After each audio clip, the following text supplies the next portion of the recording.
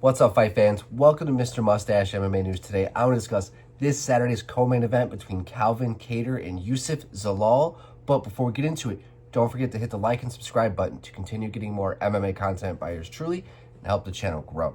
All right, guys, getting right into it. We got Calvin Kattar making his comeback against rising star, making his second stint within the UFC, Youssef Zalal. You got Zalal riding a 6-fight winning streak, 3 within the UFC currently, and 3 outside of the UFC when he was trying to get his second stint back within the UFC, if that made any sense. But nonetheless, all by finish, 2 of those knockouts, 4 submissions in a row. I think 2 arm triangles, 2 rear naked chokes, beating guys like Billy Quarantillo.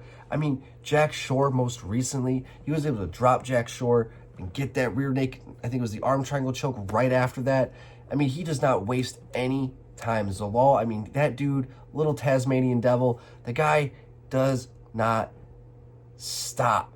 He's fast, he's athletic, he's sharp, he's got good boxing, good jiu-jitsu, always looking for the finish. And riding this 6-fight winning streak, he's really kind of rebuilding that name for himself, because back when he kind of had his first stint within the UFC, started out with a little bit of success, but right into a bit of a losing streak. But fighting killers like Sean Woodson, Ilia Topuria, the current champion of the featherweight division. So he was not fighting slouches in his first stint. So his losses have looked better as time has gone on. And going against Calvin Kattar, right, who's kind of in a different position. Former guy, top 5 guy, fought Max Holloway at one point for a number 1 contender fight. Who's currently fighting a 3-fight losing streak with weird circumstances. He had the fight with Josh Emmett, where I thought he got robbed fully in that fight. That was crazy. And then he had the fight with Arnold Allen, where he blew his knee out. Crazy freak injury. And then he had his comeback fight against Aljamain Sterling, where Styles makes fights. The UFC knew what they were doing with that fight. Fooled everybody, fooled me. And the boxing was just no match for the grappling of Aljamain Sterling in that fight. So with Calvin Kattar, I think even though he's riding a 3-fight losing streak, there's a story behind it. And I think that with his ability, with what he likes to do, what makes him good, I think Calvin still has the ability to be successful within the UFC.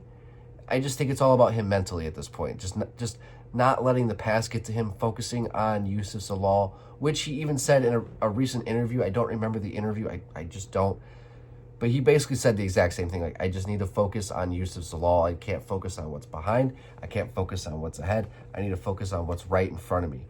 So that tells me that his head is going to be in the right place. And same thing with Youssef Zalal. He even came out and said, I'm not expecting a Calvin Kattar who is on a 3-fight losing streak. I'm expecting a Calvin Kattar who's looking to get a win. Yeah, he's riding a 3-fight losing streak, but that is not going to take away from the talents. He's training for the best Calvin Kattar that he can prepare for.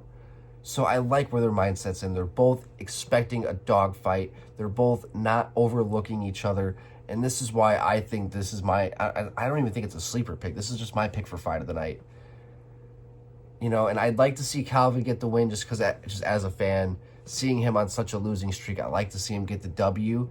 But also, we're seeing this change of the guard. I've been talking about it a lot this past year, where, I can see Youssef Zalal going out there and surprising everybody again, like he did with Billy Quarantillo, like he did with Jack Shore, beating guys at their own game. It would be pretty interesting to see Youssef Zalal getting another stoppage victory over a former, not title challenger, but a top 5 world opponent in the featherweight division. So I don't know if I want to make a pick. It's like my heart versus my brain in here. My heart wants Calvin, but Youssef is like, on paper, if I'm a betting man, I'm taking Youssef Zalal. I think just the confidence, the 6-fight, 6-finish win streak is something to pay attention to and not to ignore. And it seems that he's not really drinking his own Kool-Aid either. Like, he seems to still be dialed in, focused, to still be improving. All right, guys, that's going to do it for today. I'd love to hear your guys' thoughts. What do you guys think? Calvin Kattar, Youssef Zalal. I'd love to hear your guys' thoughts on this co-main event. But that's going to do it for today, guys. Mr. Mustache, MMA News out. Let's fucking go, fight fans.